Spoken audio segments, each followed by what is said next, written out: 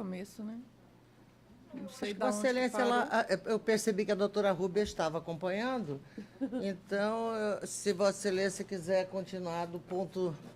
Não, pode continuar do ponto que foi Ó, interrompido. eu parei aqui nos 56 dias para ela começar a cumprir. Sim. Depois que ela começou a cumprir, e essa situação durou ainda um bom tempo, essa pessoa acabou vindo a óbito, né, a dona Vera.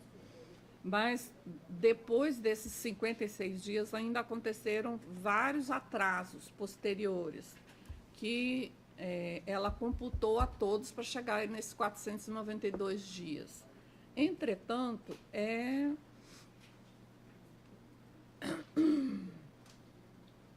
nesses outros pequenos atrasos, que foram vários, não se pode ter a mesma leitura daquele primeiro, porque não houve a intimação pessoal para cumprir, etc. Ou seja, não foi renovado. Ela só computou como uma remitência sem nenhuma nova intimidação do poder, né? Então, eu estou cotejando tudo isso e também à luz da orientação do STJ de que as astrentes não pode se tornar superior ao que foi a pretensão principal e decotar desse valor de 492 mil, reduzindo, porque a obrigação principal, na época, o pedido se circunscrevia a R$ 86.473.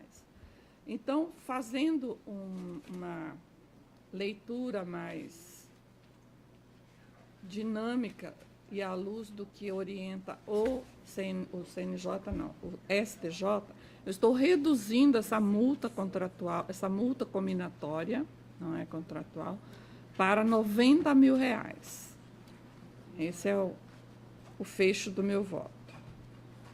Excelência, E também portanto, arbitrando honorários recursais em 10% sobre o valor da causa. Vossa Excelência, então, está... Estou dando parcial parcial provimento. Eu acompanho Vossa Excelência, desembargador Barbosa. Eu também estou de acordo. A unanimidade, nos termos do voto da doutora relatora, deram parcial provimento ao recurso. Obrigada. Doutor Abel Esguarese pede preferência no processo número 18 da pauta, também da relatoria da desembargadora Clarice Claudino, apelante a Dilce Maria Cleolin e Zair Antônio Cleolin. Vossa Excelência está com a palavra. Só preferência? Só preferência. Não, tem sustentação, sim. Pela parte de... Pela parte do recorrente. Os dois são recorrentes. A Dilce. A Dilce, tá. Isaías, né? Isaías. Desculpe-me. Isaías. Isaías não, Isaías.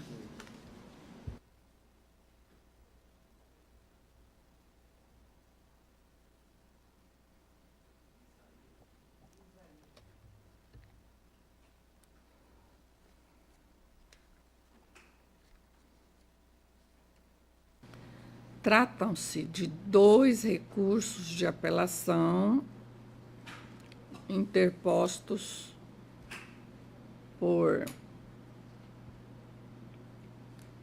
Adilce Maria Seulin e outro e Isair Antônio Seulin e outro, em virtude da sentença proferida pelo juízo da 6ª Vara Civil da comarca de Lucas do Rio Verde, que julgou parcialmente procedentes os pedidos formulados na ação anulatória de procuração, escritura pública de compra e venda e registro imobiliário cumulada com emissão na posse ajuizada pelos primeiros apelantes em face dos segundos. A juíza Acó declarou a nulidade da procuração lavrada no cartório de notas de Itaúba e, consequentemente, dos atos notariais subsequentes, tais como a escritura de compra e venda lavrada no cartório do 2º ofício de Sorriso, a averbação na matrícula do imóvel número 14.992, R 14.992, do Cartório de Imóveis de Sorriso. Por outro lado, julgou improcedente o pedido de emissão na posse em virtude da prescrição aquisitiva reconhecida em favor dos demandados Isair Antônio Seolim e outro. Ao final, distribuiu o ônus da sucumbência em 50% para cada parte, e a verba honorária foi arbitrada em R$30 mil, vedando-se a compensação. A Dilce Maria Seolim e outro recorreram alegando que não ficou configurada a uso capião, em especial porque os apelados exerciam a posse sobre o imóvel mediante ato de mera tolerância. Por sua vez, Isair Antônio Seolim e outros suscitaram preliminar de carência de ação, haja vista que os apelados simularam a compra do imóvel, de modo que não ostentam a qualidade de proprietários. No mérito, argumentaram que o acolhimento da exceção de uso capião por si só dá ensejo à improcedência do pedido anulatório. As contrarrazões estão às folhas e folhas, este é o relatório. Concedo a palavra ao doutor Abel, pelo tempo regimental. Bom dia, ilustres desembargadores, desembargador Maria Helena, desembargadora Clarice, desembargador Sebastião, ilustre procurador de justiça, serventuários e advogados. Bom, esse processo ele é bem interessante e ímpar, pois ele conta uma parte da bela história do Mato Grosso, de Lucas do Rio Verde. O que aconteceu aqui na década de 50, que veio com a vinda dos sulistas para cá, com a exploração da terra, a abertura da ação 63 e todo o programa que tinha do governo de desenvolvimento de 50 anos em 5, né?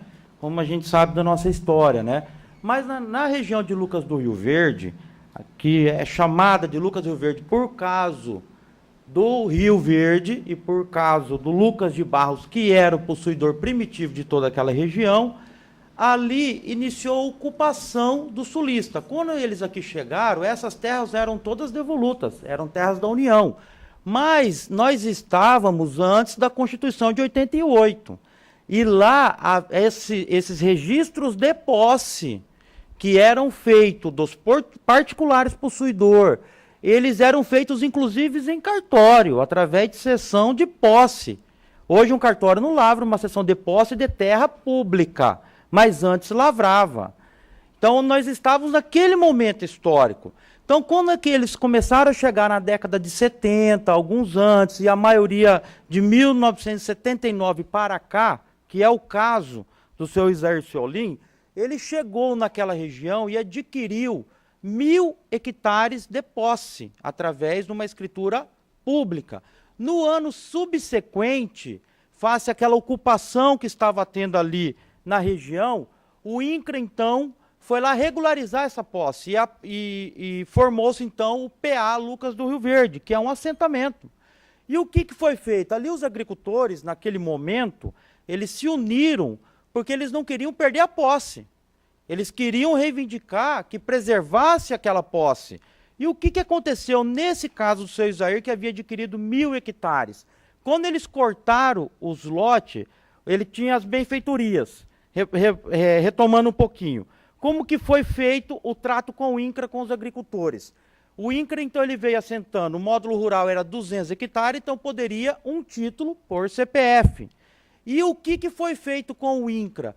Quem tinha de área produtiva, por exemplo, 500 hectares, ele conseguia um título de 1.000. Quem tinha 1.000, conseguia um título de 2.000. Área aberta, quem tinha já explorando 500 hectares, plantando, com gado, enfim, né, estava lá já cultivando, essa área já limpa. No caso do seu Isair, as benfeitorias dele, quando cortou os títulos, ela pegou de forma transversal. Então ele ficou essencialmente em área de mato. As benfeitorias dele ficou nos títulos que seriam então otorgados aos vizinhos. E isso causou prejuízo, pois todo o esforço que ele já havia feito na área, todo o trabalho que ele já havia feito, ele não conseguiria titular em nome dele os 1.000 hectares. Então, a saída, em comum com o INCRA, com os vizinhos, foi arrumar 5 nomes para titular aqueles 1.000 hectares dele. Então, ele titulou um no nome dele, um no nome do irmão Valmir, um no nome do irmão Clóvis, um no nome do Nilson, que é o vendedor, e outro no nome de um vizinho do Daroit. Por que esse vizinho não precisou de título? Porque o pai dele ficou com as benfeitorias que era do seu Isair Ciolim, e aí o dele ficou com título de 1.000 hectares no CPF só. Então, naquela família vizinha, sobrou CPF. Essa é a história de Lucas do Rio Verde. Não é só esse caso. Todas as famílias que ali residem tradicionais, todas são da mesma origem, da mesma situação que teve com o INCRA. É tudo igual o que aconteceu em Lucas do Rio Verde. Isso que eu estou aqui falando uma história. Essa história foi reportada na sentença. Todas as testemunhas falaram a mesma coisa. O perito falou a mesma coisa. Essa é uma história em conteste dentro da sentença. Tanto que a sentença ela reproduz os depoimentos colhidos durante a instrução, comprova os fatos deduzidos na contestação pelos requeridos, confirmando que o imóvel nunca pertenceu aos autores. E ainda, que para a regularização da propriedade junto ao INCRA, as partes em manobra ardilosa simularam a posse dos autores e de terceiros, para fins único e exclusivo de conseguir a regularização das terras de forma célere. Bom, nesse aspecto, nós deduzimos na contestação a simulação. O autor não pode reivindicar o que nunca lhe pertenceu. Se ele emprestou o nome ao trem, ele não pode vir aqui alegar esses atos que eles, como dito na sentença, simularam.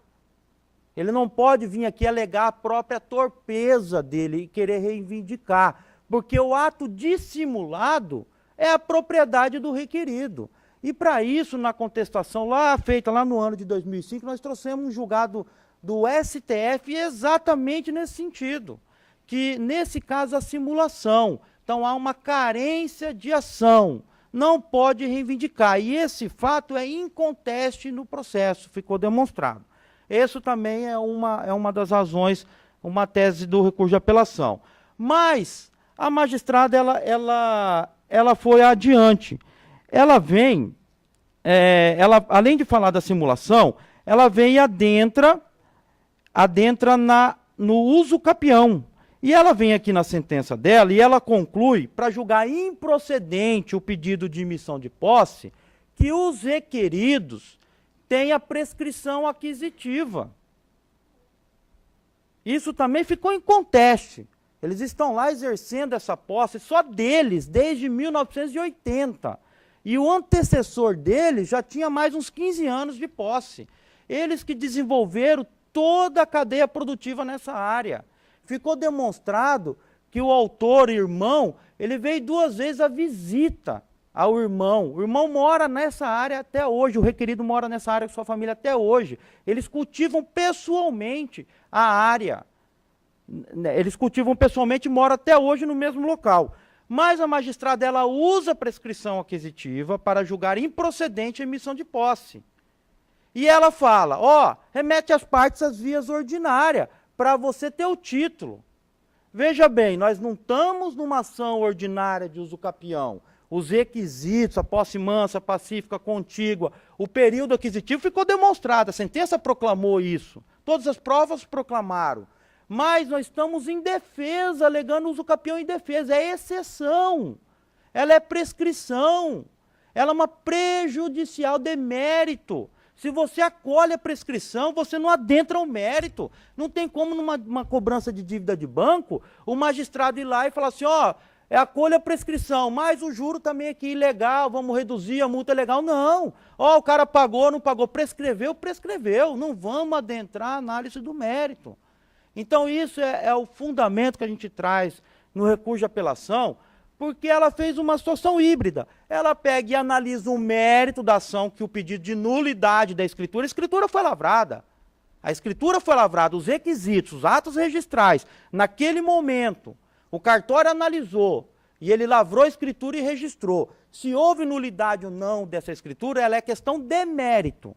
E a questão de mérito só se adentra numa fase de mérito. Ela analisou primeiro a nulidade da procuração, para depois ela entrar na prejudicial de mérito. Ela inverteu. E aí ela vem e julga parcialmente procedente, anulando a escritura, declara a prescrição aquisitiva, uso capião, julga improcedente a emissão de posse e fala para as partes, ó, agora você entra com a ação ordinária para conseguir esse título de volta. Gente, nós estamos em 2018, já acabou o formalismo excessivo. Nós estamos em tempos de mediação, de solução de litígio extrajudicial. Nós estamos em tempos que o uso capião é feito no cartório, não precisa mais do judiciário. Nós estamos em tempos que a Corregedoria editou inúmeros provimentos, simplificando o formalismo, fazendo com que as partes resolvam os seus litígios fora do poder judiciário. Não é mais inteligente remeter às partes, você declarando numa sentença, usa o capião e fala para as partes, ó, vai lá entrar com outra ação. Essa ação, salvo engano, iniciou em 2004. Nós estamos aqui já há 14 anos nesse litígio. Nós vamos iniciar mais isso. A parte está lá em 1980. Um novo litígio, a parte não vai ver o resultado. Infelizmente, já estão em elevada idade. O autor dessa ação, seu Valmir, faleceu no curso da lide. É o espólio que hoje litiga contra o seu Isair. Então, a gente vê um grande contrassenso em anular e depois acolher a prescrição aquisitiva para julgar improcedente a emissão de posse. Então, nesse particular, a gente pede provimento para que, julgando, acolhendo a prescrição aquisitiva, prejudicial de mérito, é improcedência da ação. A prescrição extingue com resolução de mérito. Improcedência da ação não adentra as demais alegações. Encerra-se o processo ali. Agora, então a gente pede o provimento do recurso de apelação, tanto quanto a questão da simulação, quanto que levaria à carência de ação, ou quanto à prescrição aquisitiva, julgando que foi reconhecido na sentença, mas alterando o dispositivo, para julgar improcedente a ação. Ponto. E o ônus de sucumbência totalmente a favor do requerido. Quanto ao apelo dos autores, em que eles vêm alegar um contrato de comodato, a sentença foi muito clara. Não há nenhuma prova, não há nenhuma testemunha. Eles alegam um contrato de comodato, mas uma das autoras, a esposa do seu Valmir, esqueci o nome dela agora, ela vem no depoimento pessoal dela, além de dar inúmeras evasivas, não responde pergunta de ninguém, ela pega e fala o seguinte, que ela passou inúmeras dificuldades financeiras, que eles não tinham condições de comprar passagem de ônibus para vir do Sul aqui. Então, se uma pessoa não tem condições de comprar passagem de ônibus para vir do Sul aqui, e a pessoa tem um imóvel rural de 200 hectares, produzindo desde 1980, não tem lógica a pessoa padecer de uma miséria, tendo patrimônio e fazendo favor a outrem. Isso a magistrada reportou muito pontual na sentença, muito inteligente.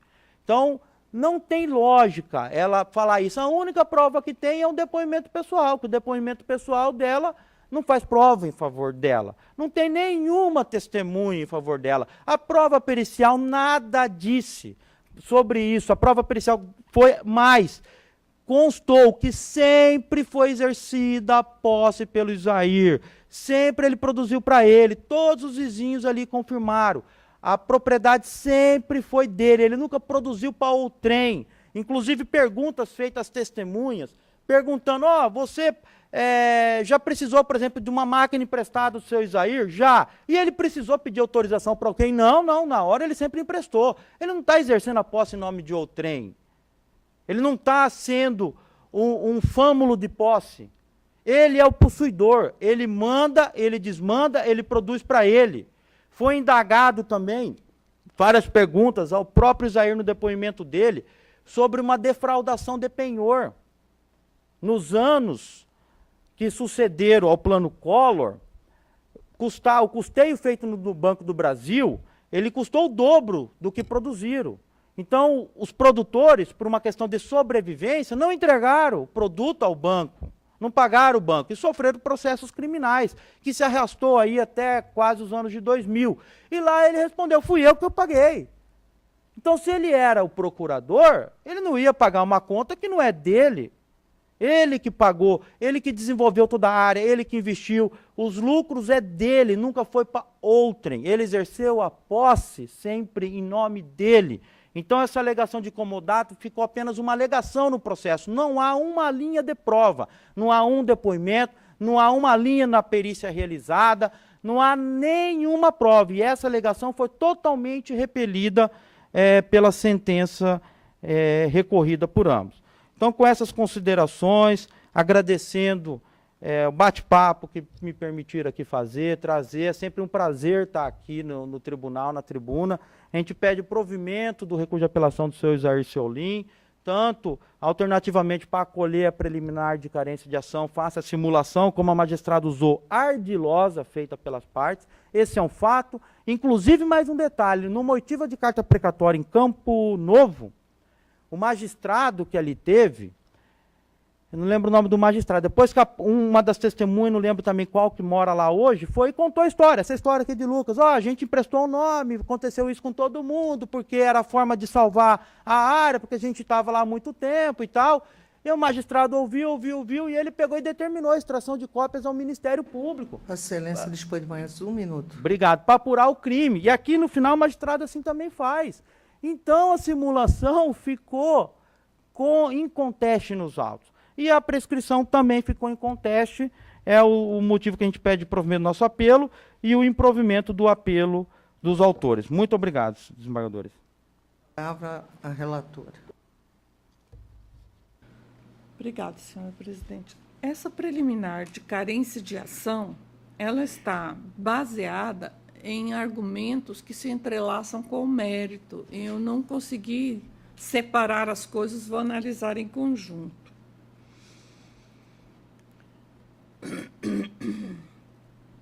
A ação é de anulatória de procuração, de escritura pública de compra e venda e registro imobiliário cumulada com emissão na posse. Valmir Vicente Vendrúsculo Seolim e Adilce Maria Seolim são proprietários do imóvel rural número 66A, lote 12A, com a área de 171 hectares, 1.881 áreas, situado no município de Lucas do Rio Verde. A origem registral do bem provém do cartório de imóveis da comarca de Diamantino, que até então era registrado sob o número 20.787. A inscrição foi transferida para o primeiro ofício de Sorriso e levou o número de 14.992 em 6 de julho de 2001, e depois foi trasladada para o primeiro ofício de Lucas do Rio Verde, sob o número 1994, em 12 de julho de 2004. Essa é a sucessão e a continuidade da cadeia deste imóvel. De acordo com as ilações dos proprietários, em 2 de setembro de 86 até 27 de agosto de 90, cederam para o senhor Isair Antônio Seolim o direito de usar e usufruir da posse do imóvel mediante a outorga de 4 procurações distintas. Dentre os poderes concedidos estava a autorização para contrair empréstimo mediante a oferta do imóvel em garantia. Os proprietários prosseguiram na narrativa aduzindo que Isair Antônio Seolim manifestou interesse em adquirir o imóvel, mas, como não chegaram a um acordo quanto ao preço, Isair Antônio Seolim teria falsificado a procuração de folha 9 em seu benefício. Isto é, em 17 de janeiro de 2000, Isair Antônio Seolim fez uso do nome do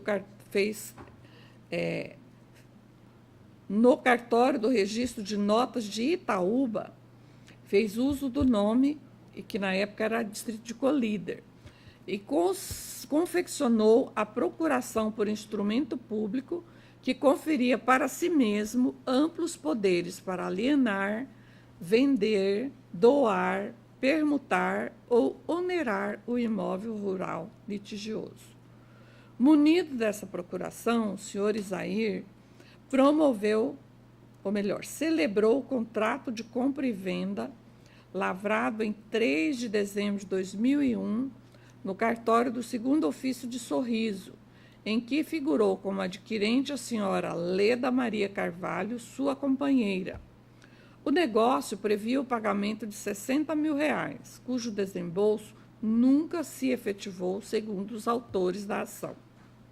Não bastasse isso, segundo os demandantes, disseram que referida escritura de compra e venda foi registrada na matrícula 14.992 do cartório de imóveis de Sorriso, que seguiu depois para o 1º Ofício de Lucas do Rio Verde e passou a ter o número 1994. Inconformados, os proprietários da área ajuizaram a ação anulatória em que requereram a nulidade daquela primeira procuração outorgada a Izair Antônio Seulin e dos atos notariais que delas se originaram. De conseguinte, pleitearam a imissão na posse do imóvel. Ao contestar a lide, o possuidor rechaçou as ilações iniciais e suscitou a exceção de uso capião ordinária, sob a tese de que exerce a posse mansa, pacífica, contínua e inconteste desde 1981, mediante justo título e de boa-fé. Acrescentou que, a despeito disso, os possuidores que o antecederam iniciaram a exploração da posse em setembro de 74, o que resultaria no lapso de mais de 30 anos e daria ensejo ao acolhimento da prescrição aquisitiva. Na sentença, a juíza Acó reconheceu e declarou a nulidade da procuração lavrada no cartório de notas de Itaúba. Assim, também reconheceu a nulidade da compra e venda, da escritura de compra e venda lavrada no cartório do 2º Ofício de Sorriso, ainda a sua verbação na matrícula 14.992 do cartório de Sorriso, retornando-se o domínio ao status quo ante. Por outro lado, julgou improcedente o pedido de imissão na posse, em virtude da prescrição aquisitiva que reconheceu em favor dos demandados. Ao final, distribuiu o ônus da sucumbência, pro rata, e arbitrou honorários em 30 mil. Passo ao recurso interposto pelo senhor Izair Seulin e outro. O apelante Izair Antônio aduziu em sua defesa que, desde que chegou ao município de Lucas do Rio Verde em 81, sempre exerceu posse contínua e ininterrupta, com justo título e de boa-fé, sobre a área de terras que totaliza 1.000 hectares, conforme croquis, folha 722. Afirmou que, na época, a terra era devoluta e, ao solicitar a regularização dos 1.000 hectares perante o INCRA, seu pedido foi negado, uma vez que, à luz do Estatuto da Terra, o governo federal promoveu como módulo rural em lotes de 200 hectares cada, de maneira a fomentar justiça social e atender diversos procuradores, ou melhor, produtores solicitantes. Diante disso, o apelante afirmou que, em 81, adquiriu de Nilson Daroude os direitos possessórios de um lote de 200 hectares e que Odacir Francisco Daroude, Clóvis Seulin e Valmir Vicente Seulin, que hoje já é espólio, colocaram seus nomes à sua disposição para que pudesse obter, em nome de terceiros, o documento no INCRA, que comprovasse a regularização da área, alterando a natureza devoluta. Prosseguiu na narrativa, aduzindo que em 6 de outubro de 86, o INCRA expediu o título de propriedade número 972, referente ao lote rural número 66A, setor 12A, com área de 171,1881 hectares, em nome de Valmir Vicente Seulin, que, por sua vez, solicitou a abertura do registro imobiliário no cartório de imóveis de Diamantino, que levou o número 20.787, em 5 de janeiro de 87. Acrescentou que, a despeito da matrícula comprovar a propriedade em nome do apelado, este tinha plena consciência de que o lote pertencia de fato ao apelante.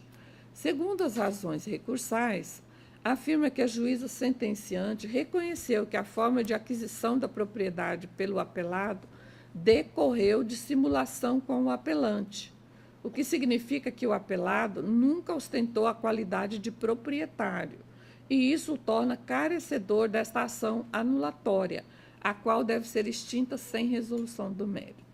No mais, aduziu que o acolhimento da tese de prescrição aquisitiva por si só já dá ensejo à improcedência do pedido anulatório. Com efeito, de acordo com o dicionário da língua portuguesa, simulação pode ser caracterizada como disfarce, fingimento e falsidade. No viés jurídico, o que caracteriza o negócio jurídico simulado é precisamente a inverdade intencional da declaração da vontade, que pode ser unilateral ou bilateral. Conforme a exegese do artigo 67 do Código Civil, a simulação é causa de nulidade do negócio jurídico, mas subsistirá o que dissimulou, se válido for na substância e na forma. Vale anotar que o parágrafo 1º do mencionado dispositivo traz o rol taxativo da simulação e considera nulo o negócio jurídico que aparentar conferir ou transferir direitos à pessoa diversa daquela a qual realmente se confere ou transmite, contiver declaração, confissão, condição ou cláusula não verdadeira, o instrumento particular for antedatado ou pós-datado. Além disso, a simulação é composta de 3 elementos que eu peço vênia para poupá-los da leitura. E prossigo. Pelo que se dessume do ato sentencial, a juíza Có concluiu que a relação entre os irmãos Valmir e Isair Seulin, nos idos de 81, foi simulada, uma vez que o apelante sugeriu que o apelado obtivesse a regularização do lote de 171 hectares de área rural, enquanto que a real intenção do apelante era dispor livremente não só desse lote, mas de 1.000 hectares de terras devolutas. Dito de outro modo, em nenhum momento a magistrada sentenciante assegurou que o negócio jurídico havido entre o apelado e o INCRA é nulo porque foi simulado, isto é, não concluiu pela inverdade manifestada no título de propriedade 972, expedido pelo INCRA em 6 de outubro de 86, sob condição resolutiva, que consubstancia a forma de aquisição do lote rural pelo apelado. Não se pode olvidar que o título de propriedade 972/1986 é documento público emitido à luz da Lei 8629 de 93, em virtude de que o INCRA ter concluído que o apelado tinha condições de cultivar os 171,181 hectares de terra e quitar o preço da negociação.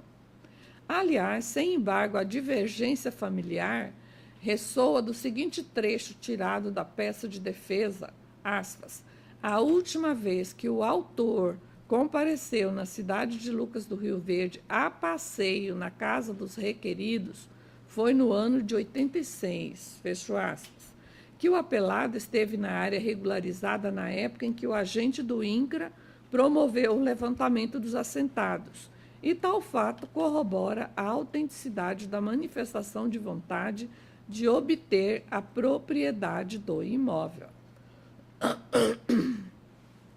Conforme dito linhas acima, quem agiu de modo simulado, isto é, com a intencionalidade de divergir à vontade interna de divergir entre a vontade interna e a declarada, no intuito de enganar o órgão federal de colonização e reforma agrária, foi o próprio apelante, uma vez que confessa a celebração verbal de acordo com terceiros para fraudar o Estatuto da Terra, na expectativa de exercer os direitos possessórios sem ser molestado pelo Estado. E, não obstante isso, a manifestação de vontade viciada do apelante não tem o condão de anular o negócio jurídico de que não fez parte, uma vez que não é o beneficiário do título de propriedade 972, de 6 de outubro de 86. Feitas essas considerações, é de rigor a confirmação da sentença na parte em que manteve a rigidez do documento que comprova serem os apelados proprietários do imóvel rural número 66A, setor 12A, com área de 171,1881 hectares, localizada no município de Rio Verde, Lucas do Rio Verde, matriculado sob o número 14.992 do primeiro ofício de Sorriso. Logo, não há a falar que os apelados são carecedores da ação. No que tange ao reconhecimento da prescrição aquisitiva em favor dos apelantes, passo a analisá-la a seguir, eis que é objeto fulcral do apelo da parte contrária. Então, eu estou afastando essa carência da ação, já com o cenário do mérito totalmente formalizado. E aí, depois eu passo para o segundo apelo, que é o do Valmir. Se a senhora entender que é o caso de colher já o voto de Vossas Excelências, eu estou afastando a carência de ação. Só uma questão de fato, desembargadora. A lei usada no voto de Vossa Excelência, relatora, é de 93. E essa regularização aconteceu em 84, antes da Constituição. Ela não tinha os entraves da nova lei. Salvo engano, o doutor já fez a sustentação oral dele. Só... Né? Desembargadora, eu preferia Sim. que Vossa Excelência, salvo se o desembargador Sebastião preferir votar agora, que Vossa Excelência continuasse na leitura do voto. Tá? Guardar, né? Do recurso interposto pelo espólio de Valmir Vicente Vendrúsculo Seulin e outro. Os apelantes alegaram que, desde que obtiveram o título de propriedade expedido pelo INCRA, ou seja, a partir de 6 de outubro de 86, o apelado exerce a posse do lote rural mediante ato de mera tolerância, o que por si só configura a alegada prescrição aquisitiva. Com efeito, constitui requisito essencial para a caracterização da usucapião ordinária, dentre outros, o exercício da posse pelo usucapiente com ânimo de dono. Ao contrário, desculpe. Ao contrário, se a posse for decorrente de mera tolerância ou permissão do proprietário, esta se mostra precária e, como tal, é incapaz de gerar direito à prescrição aquisitiva à luz do artigo 1208 do Código Civil. No caso dos autos, os apelantes sustentam ter permitido que o apelado usufruísse da posse do imóvel de forma gratuita e por tempo indeterminado. Vale dizer, aduzem que sempre mantiveram com o apelado o vínculo jurídico de comodato não solene, o qual constitui empréstimo de coisa infungível a título gratuito, por tempo incerto, e pode ser desfeito com a simples manifestação de vontade do comodante. Depois de analisar cuidadosamente os autos, concluí que os apelantes possuem parcial razão no tocante à tese de que a posse foi exercida por ato de mera tolerância. As duas procurações que instruem a petição inicial, as quais prevêem que os apelantes outorgaram poderes específicos para o apelado, aspas, realizar com o Banco do Brasil operações de financiamento com ou sem garantia, bem como assinar propostas e orçamentos, emitir, endossar cédula de crédito rural, dar em garantia, penhor ou hipoteca cedular de bens dos outorgantes, fecho aspas, são suficientes para comprovar que entre 2 de setembro de 86 até 9 de julho de 94, o apelado exerceu a posse com autorização formal dos proprietários apelantes. O primeiro instrumento procuratório foi lavrado em 2 de setembro de 86 no tabelionato de notas de Tupanciretã, estado do Rio Grande do Sul. Já a segunda procuração, juntada à folha 20, foi lavrada no mesmo cartório em 19 de setembro de 88, cujos poderes foram renunciados pelo apelado em 19 de julho de 94, conforme ressoam dos documentos de folhas 18/21. Importa registrar que o apelado fez uso dos instrumentos procuratórios acima mencionados e emitiu as cédulas de crédito rural pignoratícia hipotecária número tal e tal em nome do apelante, cujo imóvel objeto do pedido usucapiendo foi dado em garantia. E não foi só isso. Como o apelado deixou de quitar o mútuo rural, foi indiciado juntamente com o apelante pela Polícia Judiciária Civil por terem cometido em tese o delito de estelionato, defraudação de penhor, uma vez que a soja produzida na safra 88-89 teria sido desviada. Conquanto este procedimento criminal tenha sido arquivado, é suficiente para fazer prova de que, por certo tempo, o apelado usufruiu da posse do lote com a permissão expressa e em nome dos apelantes. A despeito disso, os documentos acima relacionados demonstram que o ato de mera tolerância se encerrou em 19 de julho de 94, quando o apelado renunciou aos poderes que lhes foram outorgados, inaugurando-se nesse marco temporal a possibilidade do cômputo do prazo da alegada usucapião ordinária, à luz da disposição contida no artigo 1242 do Código Civil.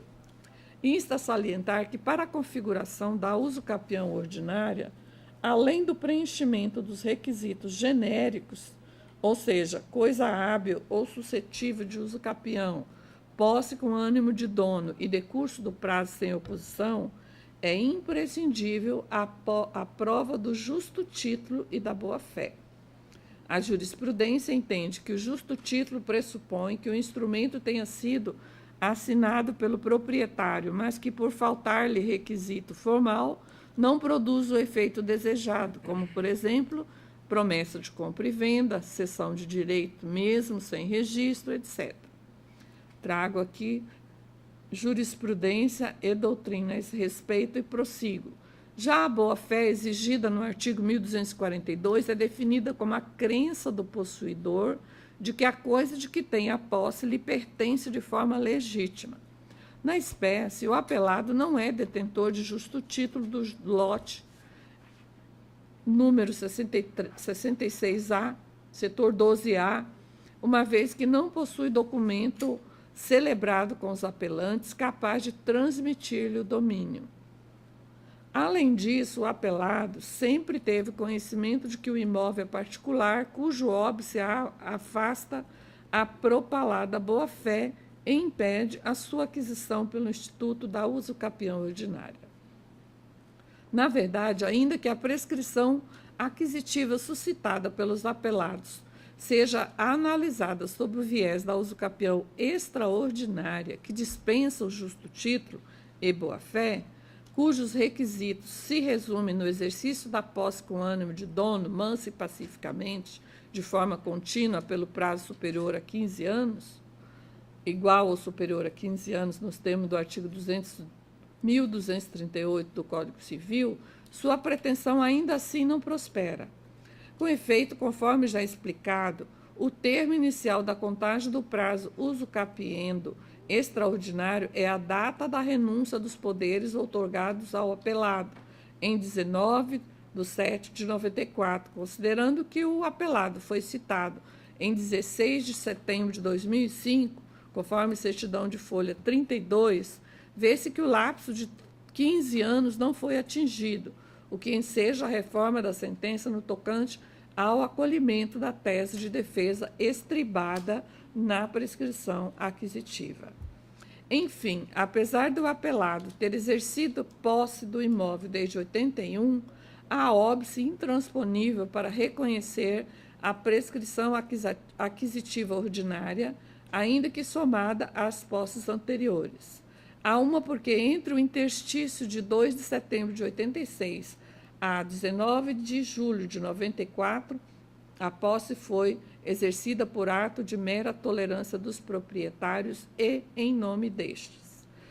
Em segundo lugar, considerando que o apelado não possui justo título e sempre soube que a área estava regularizada em nome do irmão Valmir Vicente Seulin, falecido no curso do processo, era imprescindível demonstrar que a relação de posse com a coisa persistiu de forma ininterrupta e sem oposição por 15 anos, o que não ocorreu. Posto isto, desprovejo o apelo interposto por Isair Antônio Seulin e outro.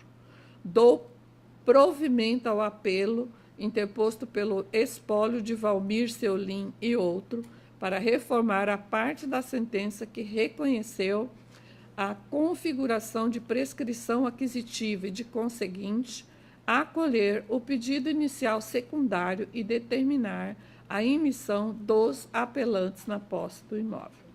Diante do resultado do julgamento, redistribuo o ônus da sucumbência, condeno os demandantes Isair, Seulin e outro ao pagamento das custas e despesas processuais e honorários advocatícios, os quais mantenho no valor de R$30 mil.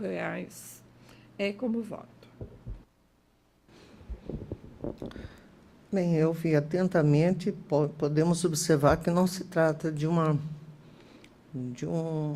questão muito simples, razão pela qual eu peço todas as vezes à eminente relator e vou pedir vista dos autos. Desembargador Sebastião? Eu aguardo. Adiada a conclusão do julgamento, faço pedido de vista da primeira vogal. Após a relatora dar provimento ao recurso do espólio e negar provimento ao recurso de Isair. Seu pedido de vista, porque esse caso realmente me deixou de pestanas queimadas. 7 da pauta, colonizadora noroeste mato-grossense, Ignon Reinaldo Miller. 7, isso. Desembargador Sebastião negou provimento, desembargador Farias também negou provimento e a desembargadora Clarice pediu vista. 7.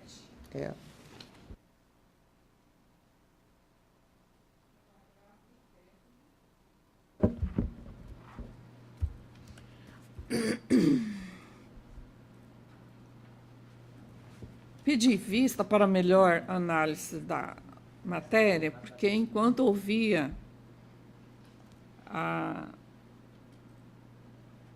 as decisões anteriores, me assaltaram algumas dúvidas.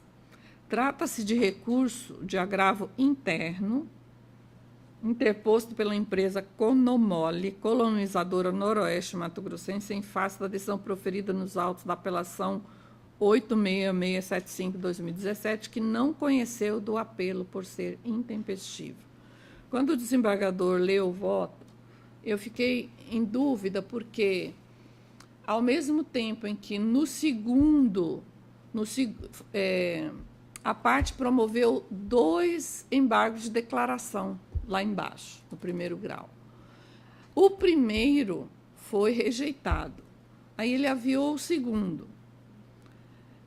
Aí o juiz, ao decidir, ao apreciar esse segundo, ele disse o seguinte: olha, eu não conheço desses aclaratórios porque eles porque no julgado não tem nem omissão, nem nenhuma das máculas a que se refere a lei. Ou seja, ele, ao mesmo tempo que ele falou que não conhecia, ele falou do mérito. E aí isso me causou uma estranheza, porque quando ele prosseguiu na fundamentação dizendo que aquele segundo aclaratório não se prestava ao fim a que se destinava, porque estava atacando a primeira decisão, ou seja, a sentença, e não a sentença do primeiro declaratório. E eu realmente constatei que ele ficará num prejuízo irremediável se nós não atentarmos bem para essa questão. Porque quando ele promoveu o segundo declaratório, e aí o desembargador deu a esse segundo feição de pedido de reconsideração, ele perdeu o prazo para apelar. Ocorre que quando o advogado interpõe um segundo declaratório, ele não tem como saber de imediato como é que vai ser recebido isso. E passa o tempo, e lá na frente fala, não, aquilo era pedido de reconsideração, agora você perdeu o prazo de apelação. Essa é a situação aqui. Portanto, eu, com todas as vênias, eu entendi que a parte, ela atacou sim, ou seja, o juiz, embora ele tenha falado que não conheceu, na verdade, ele conheceu dos embargos, ele não tratou esses segundos aclaratórios como mero pedido de reconsideração, e ele tem, sim, o direito de contar, a partir da decisão desse segundo, o prazo para apelar. E é isso que eu estou fazendo, porque... E aí, então, eu estou usando, divergir do relator, no sentido de dar provimento ao vertente agravo regimental e reconhecer a tempestividade do recurso de apelação, bem como afastar a verba sucumbencial que lhe foi imposta. Não sei se ficou clara a situação. Até porque o advogado pensou que eu estivesse escalada aqui para a votação e me ofertou um memorial. E, ao analisar o memorial, E eu também, eu quero me desculpar pela ausência do relator, mas acompanho o voto para evitar prejuízo irreparável. Eu retifico meu voto para acompanhar Vossa Excelência.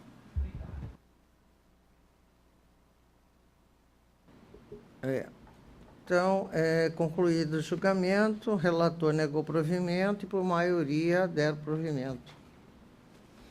9 da pauta, Verci Gomes de Miranda, Banco Cooperativo Sicredi e Itaú Seguros. Desembargador Clarice. Agora eu vou pela emenda, né? Isso. Apelação em ação de cobrança de seguro por invalidez permanente acumulada com danos morais, improcedência dos pedidos no primeiro grau, cobertura securitária apenas em caso de morte, indenização indevida, dano moral não configurado, sentença mantida, recurso desprovido. De acordo. Desprover o recurso. 10 da pauta, Wagner e Ivanilde. Desembargador Clarice. Apelação em anulação contratual e reintegração de posse, contrato particular de compra e venda de imóvel urbano, inadimplência da promitente compradora no pagamento da segunda parcela, rescisão contratual devida, multa aplicável, retenção de 25% dos valores pagos pelo adquirente do imóvel em favor do vendedor, percentual em conformidade com a orientação do STJ, indenização pelo uso do bem, possibilidade, sentença alterada, recurso parcialmente provido. De acordo. De acordo. Deram parcial provimento. 11, Valdir Furtado Júnior e Flávio Coelho. Desembargador Clarice. Apelação em ação de rescisão contratual em que foi dada parcial procedência e resignação. Alegação de cerceamento de defesa, indeferimento do pedido para redesignação de audiência de instrução, ausência de interposição do recurso cabível, preclusão, ilegitimidade passiva, desacolhimento, redução do dano material, impossibilidade, restituição integral do valor pago. Sentença mantida, recurso desprovido. De acordo. Eu também estou de acordo. A unanimidade desprover o recurso. 12. RBG e apelado FJCG. Desembargador Clarice, se aparecer, neste caso, já vou colher antecipadamente, já que estamos indo pela emenda. Sem interesse. Com a palavra, desembargador. Apelação em ação de exoneração de alimentos, abandono da causa, extinção sem resolução do mérito, manifestação da Defensoria Pública que representa a parte autora, não incidência do 267, inciso 3, sentença cassada, recurso provido. De acordo. Também estou de acordo. A unanimidade prover o recurso 13, ICSS e VJS. Parecer pelo provimento. Mantido o parecer. Revisional de alimentos, modificação financeira do alimentante não comprovada, recurso provido, sentença reformada. De acordo. De acordo. A unanimidade é negar o provimento ao recurso. Deram provimento ao recurso, os termos do voto da douta relatora em harmonia com o parecer. 14. Altemir e Leandro. Desembargador Clarice. Ação de rescisão de contrato de arrendamento rural, indenização, acumulada com indenização por danos materiais, morte de gado, nulidade da perícia afastada, ingestão de erva venenosa na pastagem arrendada, responsabilidade do arrendador de manter o pasto limpo e livre de pragas e de ervas prejudiciais aos animais. Cláusula contratual expressa, negligência comprovada, dever de indenizar, insurgência quanto ao valor da condenação, falta de impugnação específica nesse sentido. Sentença mantida, recurso desprovido. De acordo. A unanimidade desprover o recurso. 16. Terceiro tabelionato de nota e Generino. Não há aparecido. Vossa Excelência, com a palavra.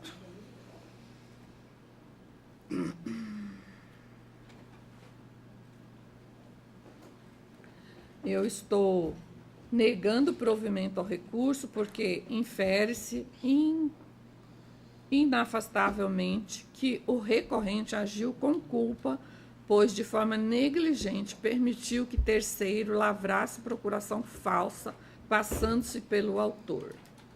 Então, nego o provimento. Eu estou de acordo. De acordo. A unanimidade negar o provimento.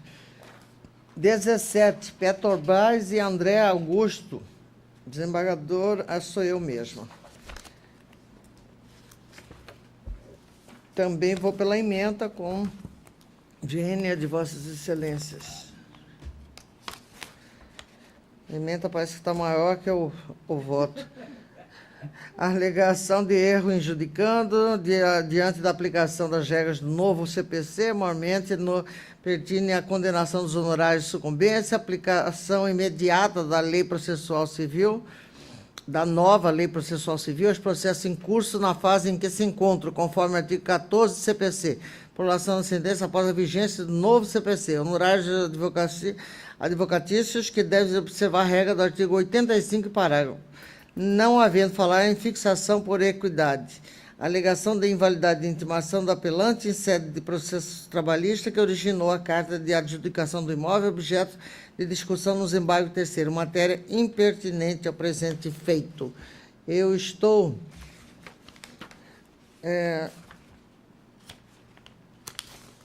negando o provimento ao recurso, mantendo em todos os seus termos a sentença atacada.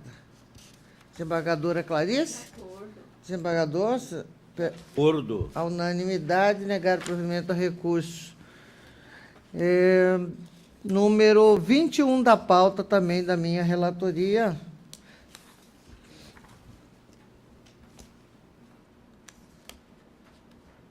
A apelante se insurge com certeza que reconheceu prescrição intercorrente da ação de busca e apreensão e extinguiu o feito com fulgo no 485-2 do CPC. Eu estou dando provimento ao recurso para via de consequência reformar a sentença, afastando-se a aplicação da prescrição intercorrente, no caso, com a determinação do retorno dos autos à origem para regular processamento. Para reconhecimento de prescrição, há necessidade que o autor da demanda tenha efetivamente permanecido inerte pelo lapso temporal suficiente para reconhecimento do Instituto, o que não aconteceu no presente caso. Dou provimento. Desembargador, acordo. a unanimidade der provimento ao recurso. Número 22 da pauta, da minha relatoria.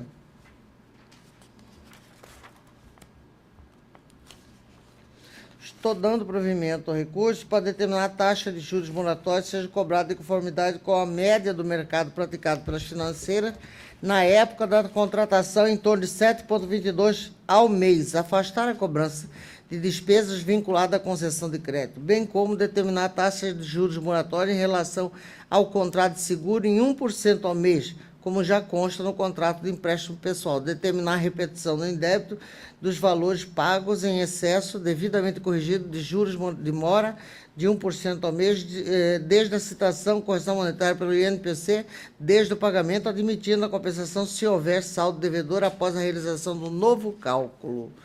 Portanto, estou dando provimento parcial ao recurso, fazendo essas ressalvas ditas. Desembargador Clarice?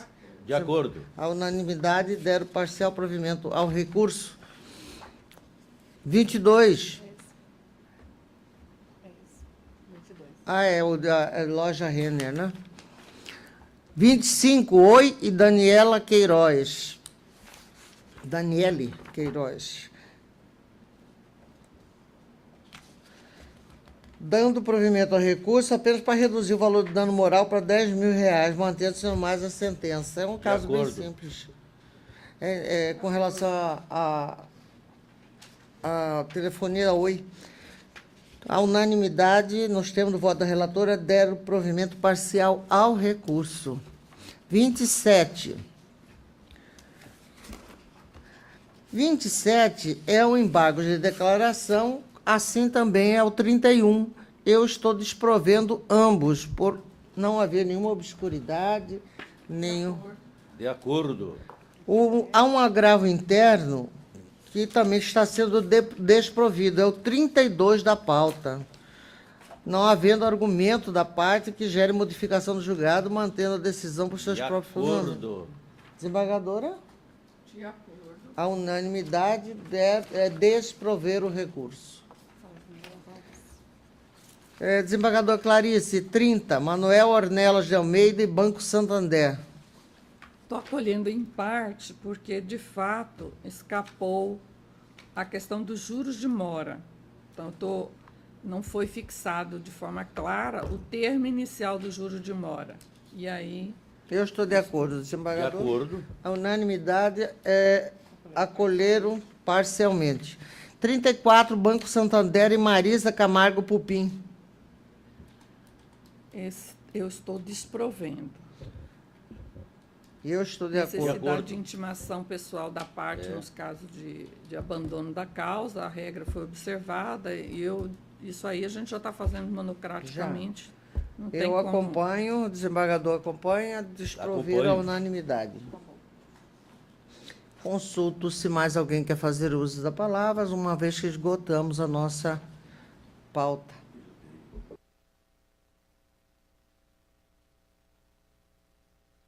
Só agradecer, desembargadora. Agradeço a presença de todos e declaro encerrada a presente sessão.